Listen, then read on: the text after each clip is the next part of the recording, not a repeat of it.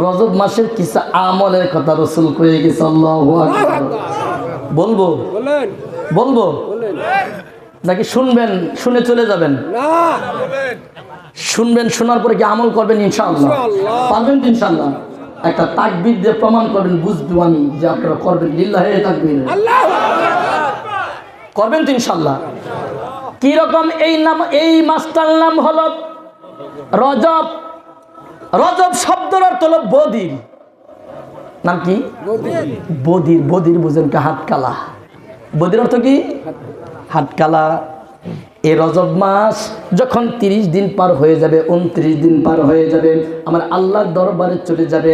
আমার রাসূল বর্ণনা করেন, আল্লাহর দরবারে যখন যাবে, আল্লাহ এই রজব মাসকে জিজ্ঞেস করবেন, ও রজব মাস, আমার বান্দারা দুনিয়ার জমিনে তোমার সাথে কি রকম আচরণ করেছে, কি রকম সম্মান তোমার কাছে করেছে? বলি সুবহানাল্লাহ। আল্লাহ একবার ডাক দিবে, রজব মাস, কথা কবুল, আল্লাহু আকবার। ওয়াসানিয়াতা, রাসূল বলেন ওয়াসানিয়াতা, দ্বিতীয়বার আবার রজবকে জিজ্ঞেস করবে, ও রজব, দুনিয়ার মানুষগুলো তোমার সাথে কিরকম আচরণ করেছে, তোমার সাথে কিরকম ব্যবহার করেছে, একটুকু জানাও। দ্বিতীয়বার যখন আল্লাহ এই রজব মাসে ডাক দিব, রজব মাসে আর দ্বিতীয়বারও তার ডাকে সাড়া দিবে না। তৃতীয়বার আমার আল্লাহ ডাক দিবে, রে রজব, আমার বান্দারা তোমার সাথে কি রকম আচরণ করছে, কি অবস্থা ব্যবহার করেছে, আমাকে একটুকু জানাও। আল্লাহ পাক রব্বুল আলামিনের তৃতীয় ডাকের পরে আল্লাহর এই রজব মাস জবাব দিবে, আল্লাহ গো, তোমার হাবিব আমার নাম রাখছে বদির মাস। কি মাস? তোমার হাবিব, হাবিব কার? আমার রাসূল, আপনার রাসূল নাম রাখছে বদির মাস। আল্লাহ গো, আপনার হাবিব আমার নাম বদির রাখার কারণে তুমি 3টা ডাক দিছো, তোমার ডাক 2টা ডাক আমি শুনি নাই। আল্লাহ পাক রব্বুল আলামিন বলেন, আমার হাবিব এই মাসের নাম বদির রাখছে। আল্লাহ এই মাস জবাব দাও, হ হ হ, আল্লাহ তোমার হাবিব, তোমার বন্ধু আমার নাম বদির রাখছে।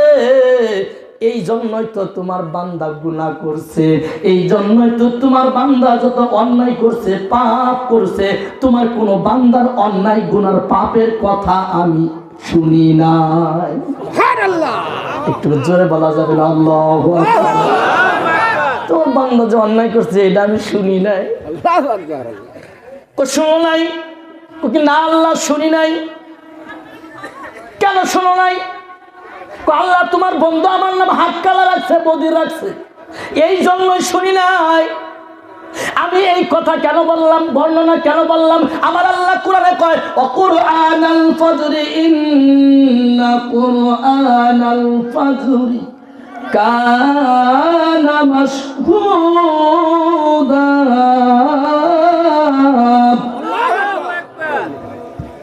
এই জন্যই কথাটাকে নিয়ে আসলাম, রজব মাসটা নিয়ে আসলাম। এই কথার সাথে, এই আয়াতের সাথে এই কথাটার যথাযথ মূল্যায়ন রয়েছে। আল্লাহু আকবার। বলবো বলবো? হ্যাঁ মানবেন তো? আল্লাহ কো, আমার বন্ধু বধির রাখছে, যা কবুল করে নিলাম। আর এরপরে বধির এই রজব মাসকে আল্লাহ, আমি শুনছি তোমার নাম নাকি সাত্তার, তুমি নাকি গোপনকারী, এই তোমার নামের সাথে তাল মিলায়া তোমার বান্দার গুনাহগুলো আমি আল্লাহ জানা সত্ত্বেও সব গোপন করে দিলাম। আল্লাহু আকবার। কি করে দিলাম? সম্মানিত মুহতারাম, এই সাক্ষী দিলেন কে? রজব মাসকে। কেন? কারণটা কি? আপনাকে আমাকে ক্ষমা করার জন্য বলি সুবহানাল্লাহ। এই মাসে আল্লাহ রাসূল বলেন, কোন বান্দা যদি এই মাসে একটা রোজা রাখে, কয়টা রোজা? রাসূল বলেন, কোন বান্দা যদি এই মাসে একটা রোজা রাখেন, রাসূল বর্ণনা করলেন, এই বান্দার জন্য সারা বছর রোজা রাখলে যতটুকু সওয়াব তার আমলনামায় লেখা হবে, একটা রোজার বিনিময়ে সারা বছর রোজা রাখার সওয়াব তার আমলনামায় দিয়ে দেওয়া হবে। এখানে রাসূল শেষ করেন নাই, আর একটা কথা কইছে, যেই ব্যক্তি এই মাসে একটা রোজা রাখলো, মায়েরা ও বোনেরা, বাবারা, মুসলিমিন ওয়াল মুসলিমাত, হাদিস শরীফে আল্লাহ রাসূল বলেন, মুসলিমিন ওয়াল মুসলিমাত, নারী এবং পুরুষের ব্যাপারে কইছে, রোজা তো বিশেষ করে মায়েরা বেশি বেশি রাখে, আমাদের বাবারা তো রোজা রাখতে ইচ্ছা করে না। আমার রাসূল এই হাদিসটার মাঝখানে মুসলিমিন ওয়াল মুসলিমাত, মুসলিম বলতে পুরুষ মুসলমান আর মুসলিমাত বলতে মহিলা মুসলমান, উভয়কে আল্লাহ রসুল বলে গেলেন যে ব্যক্তি এই রজব মাসে একটা রোজা রাখবে তার আমলনামায় 1 বছরের রোজার সওয়াব লেখা হবে। আর 1 বছর সারা রাত মাগরিব থেকে নিয়ে ফজর পর্যন্ত দাঁড়ায়া তাহাজ্জুদ পড়লে, দাঁড়ায়া কুরআনুল কারীম তেলাওয়াত করলে, সারা রাত ভর জাগ্রত থাইকা আল্লাহর ইবাদত করলে যতটুকু সওয়াব তার আমলনামায় লেখা হবে, একটা রোজার বিনিময়ে রাসূল বলেন করেন তার আমলনামায় এই পরিমাণ সওয়াব দেওয়া হবে। আমলটা করা কঠিন নাকি সহজ? পারবেন তো ইনশাআল্লাহ? কে কে পারবেন হাত তুলে আল্লাহু আকবার। পারবেন তো? পারবেন না? হাত নামান। সাক্ষী কে? আল্লাহ সাক্ষী হয়ে গেছে। আল্লাহ সাক্ষী হয়ে গেছে। বান্দা যদি একটা আমল করে, ইখলাসের সাথে বান্দা আমল করে, আল্লাহ ইচ্ছা করলে ইয়াগফিরু লিমান ইয়াশাউ ওয়া ইউআযযিবু মান ইয়াশা। আল্লাহ কই ইচ্ছা করলে আমি বান্দার तमाम জিন্দেগীর গুনাহ মাফ করে দিই। মাফ করার মালিক কে? আল্লাহ। বিশ্বাস হয়? ইনশাআল্লাহ বিশ্বাস হয়। আমি এই কথাটা কেন বললাম? আল্লাহ পাক বলেন কুরআনাল ফাজর, ফজরের কথা এইখানে বর্ণনা করেছেন। বর্ণনা করার পরে কুরআনাল ফাজর ইন্না কুরআনাল ফাজরি কানা মাশহুদা। এখন এইখানে আরেকটা ঘটনা বর্ণনা করতেছেন আমার আল্লাহ। কি ঘটনা বর্ণনা করেন প্রিয় মুসলমান ভাইয়েরা আমার, ও পৃথিবীর মুসলমান বাবারা, যাদের বয়স এখন 60 আপ হয়েছে অথবা 50 আপ 70 আপ বছর হয়েছে, 70-80 বছর বয়স হয়েছে। আগে তো বাড়ির পাশে দিয়ে গেলে ফজরের পরে বাড়ির প্রত্যেকটা বাড়িতে বাড়িতে কোরআন তেলাওয়াতের শব্দ পাওয়া যেত কিনা? যেত? এখন পাওয়া যায় না। এখন তো আর পাওয়া যায় না। আমার আল্লাহ পাক বলেন এই একটা আমল পৃথিবীর জমিনে বন্ধ হয়ে গেছে। আল্লাহ পাক বলেন ফজরের নামাজ পড়ার পর কোন বান্দা কোন বান্দি যখন কোরআনুল কারীম তেলাওয়াত করে, কোরআনুল কারীম ঘরের মাঝখানে বৈশা বৈশা তেলাওয়াত করে, জ্বালানা কাটছে, জ্বালানা কাটার সময় যখন বান্দা মনে মনে চিন্তা করছে আল্লাহ এই জ্বালানা দিয়া তোমার বাতাস আসবে, তোমার সূর্যের আলো আসবে, এই জ্বালানা দিয়া ঘরের মাঝখানে অক্সিজেন আসবে, এইখানে বসে বসে তোমার কোরআন তেলাওয়াত করব, আল্লাহু আকবার। এই নিয়ত কাইটা যারা জ্বালানা রাখছে, জ্বালানার ঘরের দরজা রাখছে আর বসে বসে কোরআনুল কারীম তেলাওয়াত করছে, আমার আল্লাহ পাক বলেন ওয়া কুরআনাল ফাজরি ইন্না কুরআনাল ফাজরি কানা মাশহুদা। ফজরের পরের কোরআন তেলাওয়াতটা তার জন্য সাক্ষী হয়ে যাবে। তাহলে কখন কোন সময়ের কোরআন তেলাওয়াত আপনার জন্য সাক্ষী হবে? ফজরের পরে কোরআন তেলাওয়াত আপনার জন্য কি হয়ে যাবে? সাক্ষী হয়ে যাবে। আজকে আমার মা বোনেরা কিন্তু ফজরের পরে কোরআন তেলাওয়াত করে না, ফজরের পরে বৈশা বৈশা একটু কাজের ফাঁকে মোবাইল দেখে। ভুল কইছি? ভুল কই নাই তো? মাফ করবেন, আমি গীবত শিকায়ত করে ওয়াজ করবার চাই না। কোরআন হাদিসের ভিত্তিতে আল্লাহ যদি কিছু কথা বলেন ইনশাআল্লাহ, আর কোরআন হাদিস থেকে কোরআন হাদিসের বাইরে যদি কথা কই আল্লাহ হাসরের ময়দানে ডাক দিয়ে কব বক্তারে তুই এই দিকে আয়, তোরে পাড়া মাইরা তোর পাড়া মাইরা তক্তা বানাই দে। আল্লাহ যেন এই আদালতের মাঝখানে আল্লাহ আমাকে দাঁড় না করেন। ও প্রিয় মুসলমান ভাইরা আমার, আমি বলতেছিলাম আমার আল্লাহ পাক রব্বুল আলামিন এরপরে গুরুত্বপূর্ণ একটা আলোচনা করেছেন, গুরুত্বপূর্ণ বিষয় আলোচনা করেছেন। আল্লাহু আকবার। কি গুরুত্বপূর্ণ বিষয় আলোচনা করেছেন? এ পৃথিবীর মুসলমান, অমিনাল লাইলি ফাতাহাজ্জাদ বিহি নাফিলাতাল লাকা আসা আসা আন ইয়াবআসাকা রাব্বুকা মাকামান মাহমুদা।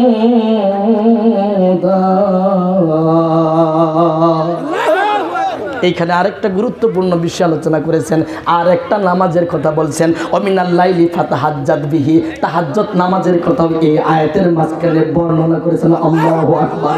ও বান্দা, তাহাজ্জুদ নামাজের পাওয়ার কি রকম? দুনিয়ার জমিনে ফরজ ইবাদত দিয়া, ফরজ নামাজ দিয়া, ফরজ রোজা দিয়া, ফরজ যাকাত দিয়া, ফরজ কোন আমল দিয়া আল্লাহর নৈকট্য হাসিল করতে পারবা না।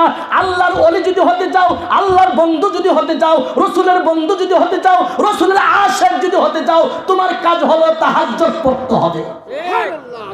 কি পড়তে হবে বলেন? ফাতাহাজ্জাদ বিহি নাফিলাতাল লাকা আসা আসা আইয়াবআসাকা রাব্বুকা মাকামাম মাহমুদা। আল্লাহ পাক বলেন, রাসূল গো, আপনাকে আর একটা বেশি দায়িত্ব দিলাম, অতিরিক্ত একটা দায়িত্ব দিলাম। যেই অতিরিক্ত দায়িত্ব আমি আদমকে দেই নাই, যেই অতিরিক্ত দায়িত্ব আমি মূসাকে দেই নাই, ইব্রাহিমকে দেই নাই, আইয়ুবকে দেই নাই, ইলিয়াসকে দেই নাই, পৃথিবীর কোনো পয়গম্বরকে দেই নাই। একটা অতিরিক্ত দায়িত্ব দিলাম। রাসূল গো, আপনাকে অতিরিক্ত দায়িত্ব দিলাম, এই জন্যই দিলাম আপনার উম্মতকে বেশি ভালোবাসি। তাহাজ্জুদ আপনার জন্য অতিরিক্ত করলাম, কোন পয়গম্বরকে আমি আল্লাহ দেই নাই, এই জন্য এটাকে আপনি বেশি বেশি করে আমল করেন। এটা আল্লাহ রাসূলের জন্য তাহাজ্জুদ নামাজ ফরজ করেছেন। আল্লাহু আকবার। পৃথিবীর মুসলমান বাবারা, এটা পড়লা, এই কথা বলার পরে আমার আল্লাহ পাক রব্বুল আলামিন বলেছেন, আশা, আপনি যখন এই কাজগুলো করবেন, আশা করা যায় আইয়াবাসাকা, আপনাকে উত্তীর্ণ করবেন, আপনাকে দান করবেন মাকামাম মাহমুদ, আপনাকে মাকামে মাহমুদ দান করে। কোরআনের ফায়সালা কি হয়, কোরআনের বর্ণনা কি হয়? এই কোরআনের বর্ণনা করতে গেলে একজন ওলির কথা কোয়া লাগে। আপনারা শুনবেন নাকি আপনাদের এলাকায় ওলি আল্লাহর কথা শোনা ভালো না? ফেতনা আছে? থাকতে পারে, বলবো আমি। এই কোরআনের ব্যাখ্যা করতে গিয়া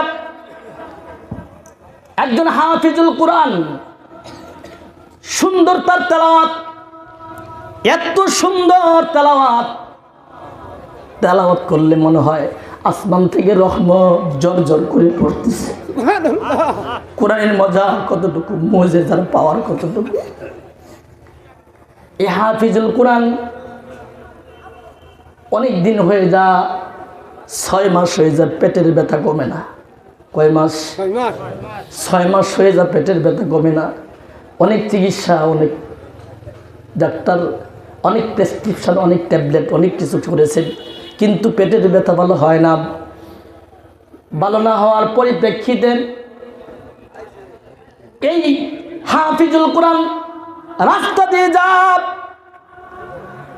পথের মাঝখানে একজন পথিক বলে, ও হাফিজুল কোরআন, তোমাকে একটা কথা বলি, অমুক জায়গায় একটা আল্লাহর ওলির মাজার আছে, কবর আছে, ওইখানে গিয়া আল্লাহর কাছে দোয়া করো, আমার আল্লাহ তোমাকে মুক্ত করে দিবেন ইনশাআল্লাহ। আমরা কবর জিয়ারত করতে যাই কিনা? কবর জিয়ারত করা জায়েজ কিনা? 100 কোটি বার জায়েজ, 100 কোটি বার জায়েজ। আল্লাহ রাসূল বলেন, পৃথিবীর সন্তানেরা, তুমি পারো প্রতিদিন তোমার আব্বা আম্মার কবরে দাঁড়াও, আর যদি না পারো সপ্তাহে কমপক্ষে 1 দিন দাঁড়াও, এরপরেও যদি না পাও মাসে 1 বার দাঁড়াও, এরপরেও যদি না পাও বছরে 1 বার হলে দাঁড়াও।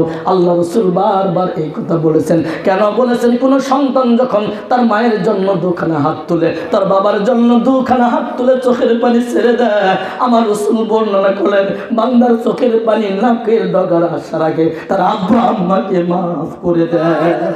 ও পৃথিবীর মুসলমান, এই হাফিজুল কোরআন কবরের পাশে গিয়া কবর জিয়ারত করার পরে সুন্দর করে যখন কোরআনুল কারীম তেলাওয়াত করে, আর রহমান আল্লামাল কুরআন,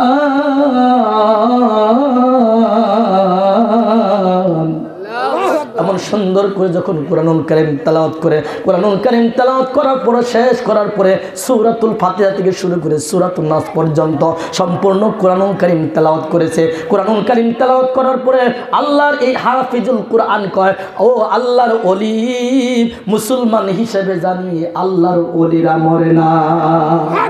বলেন, আল্লাহর ওলিরা মরে নাকি? বলেন, মুসলমান হিসেবে জানি আল্লাহর ওলিরা মরে না। আমি জানি তুমি আমার পেটের ব্যথা ভালো করতে পারো।